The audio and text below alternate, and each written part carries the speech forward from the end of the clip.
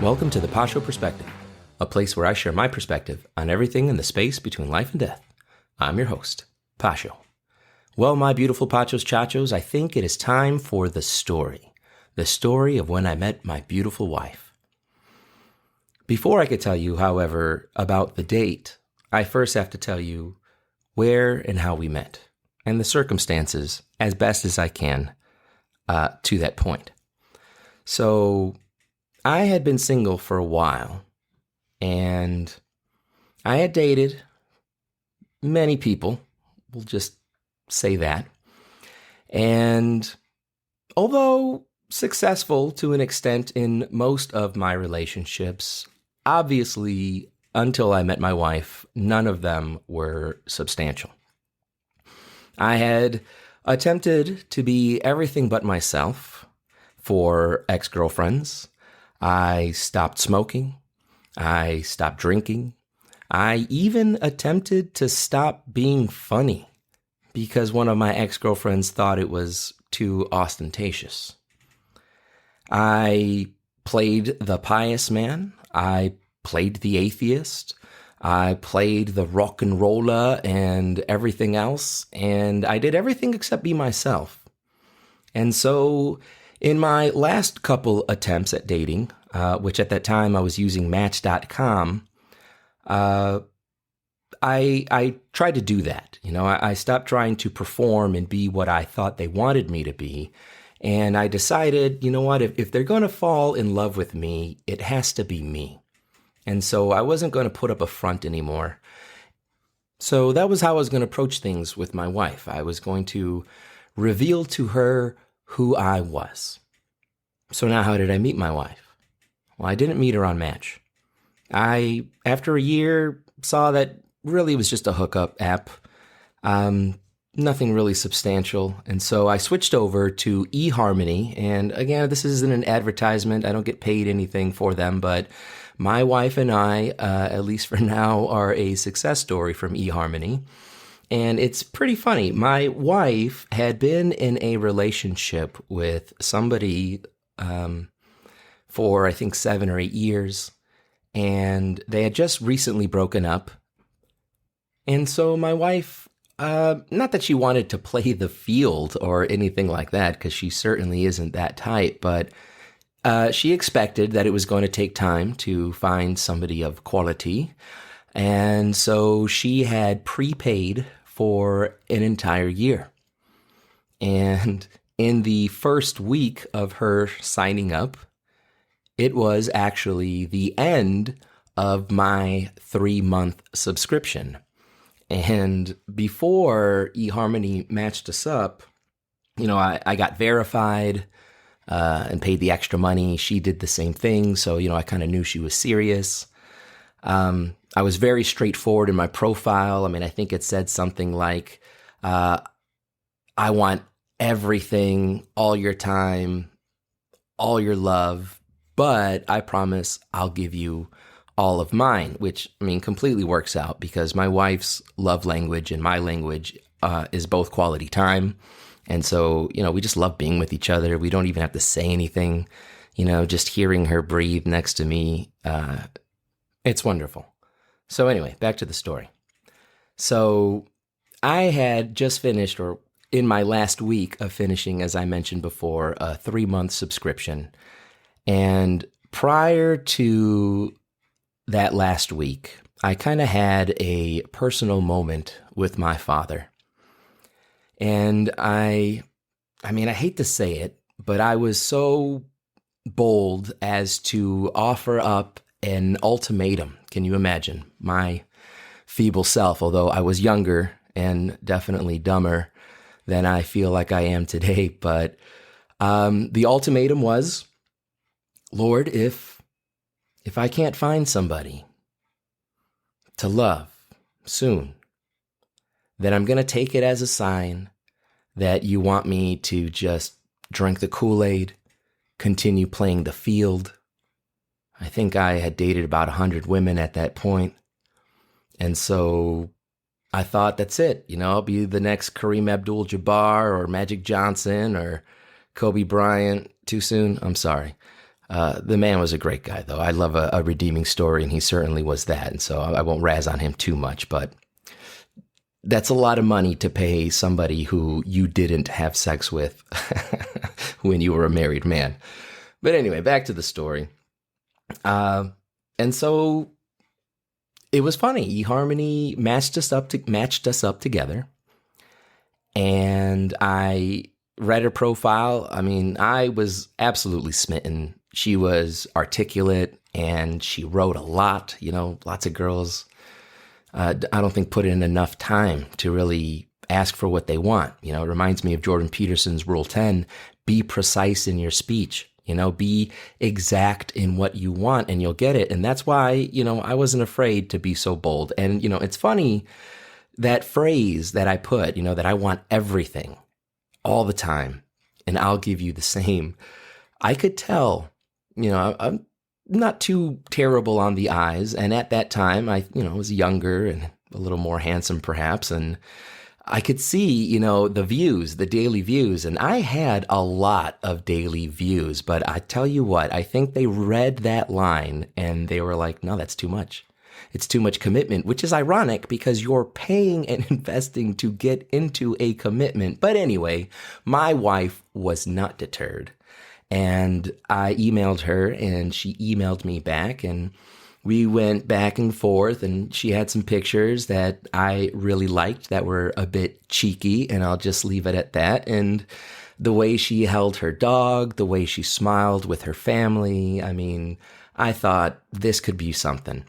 And so we decided to meet up at a place called Shinju Japanese Buffet, which is closed, unfortunately, now. Hopefully that's not an ominous sign, although it's been closed for a long time. And my wife and I, if anything, like fine wine, we were getting better.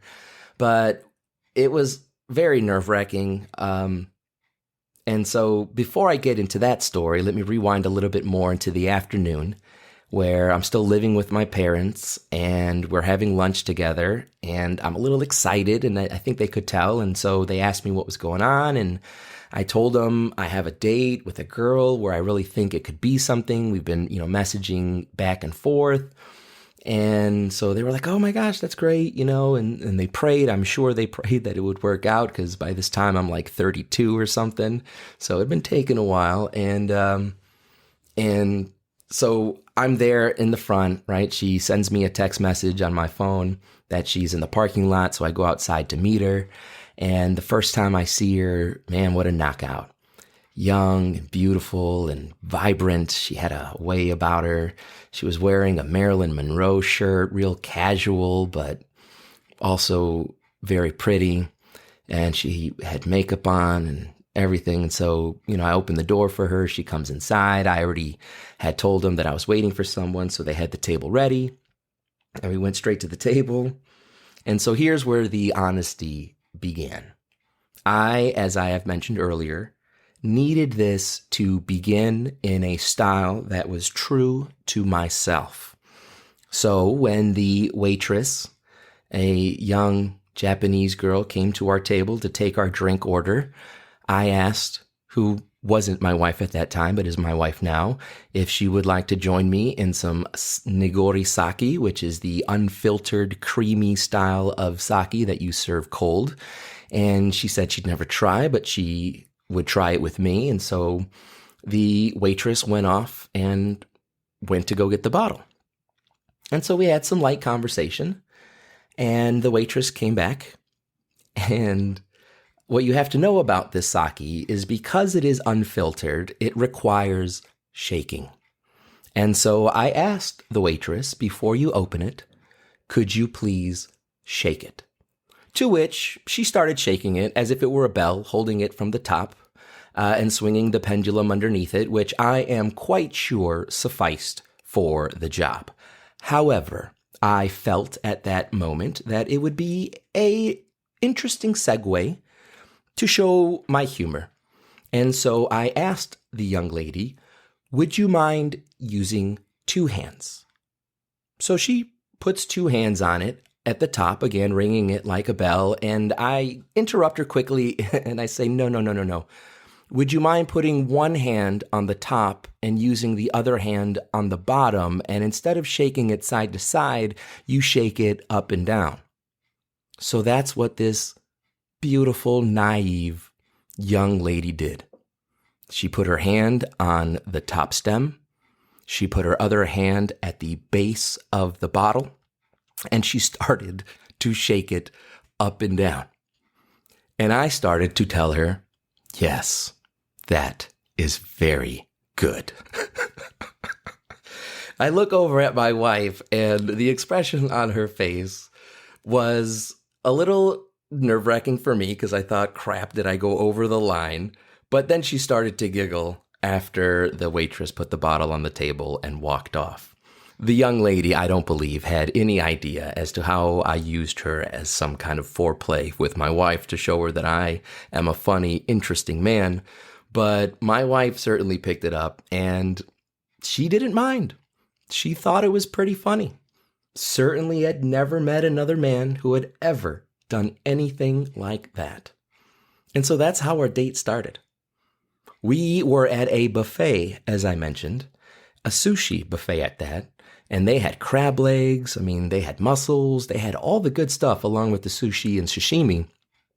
My wife and I went up for one plate, and we didn't even finish that plate. We were too busy looking into each other's eyes, too busy having conversations about how she was going to help her family, how I loved my family, how God was central in her heart, and how God was central in mine. And it was fantastic. And then another irony happened on that day. As I told you, oh my pachos chachos, I was at my parents' and I told them that I was going on a date, but I did not tell them where I was taking that date. And guess where they and their friends decided to go for dinner on June 4th, 2010. They went to the Shinju Japanese Buffet. And so my parents came in and very quickly said hello and then left because they felt very awkward and didn't want to interrupt the situation, which I appreciated. Their friends, however, were much more extroverted and came up and shook hands and introduced themselves and then went to the table, which was really like 3 tables away from ours, where one side of the table faced our booth, which was in the front near the window. So my father and mother sat on that side, watching us converse, because we weren't really eating at that point. She was telling me some awesome stories about a card I had never heard of that, made funny noises and jokes called Hoops and Yo-Yo. And we had decided that after dinner, we would go to the Publix and she would show me the Hoops and Yo-Yo cards that I honestly had never heard of before. So that's what we did. We finished dinner. We paid our bill. We walked over to a Publix that was next to the Shinju Japanese Buffet. We went inside to the cards section that was next to the floral shop. And oh my chachos, your mother held my hand and rested her head upon my right shoulder as I opened every Hoops and Yo-Yo card there was, so that I could have her do that for as long as I could. After we had gone through the last card, we knew it was time to go, and so, as a gentleman, I walked her to her truck. Yes, my girl had a truck. She was super cool. And so she opens the door, or rather, I opened the door for her, and she's about to go in, and I swing my arm around her waist, pull her close to me, and my wife tells me she was expecting a peck, which is why she acquiesced to my drawing her in like tractor beams. Bzzz. But do you think, oh my pachos chachos, that I would be satisfied with a simple peck? I think you know me better than that. I was passionate. I was smitten already by this woman. And so I drew her in and gave her a deep, profound, long, wet kiss. The kind like in Bull Durham when Kevin Costner says it lasts for 3 days. And then I left her, breathless, and went to my car, which was a brand new Sonata I had gotten the day before, which is pretty neat. And we drove to our own homes. Now, there is a debate in the house on whether I stole that kiss, but I think you already know the answer. How could I have stolen what obviously was always mine? My mother always told me, when God gives it to you, it's easy because he clears the way.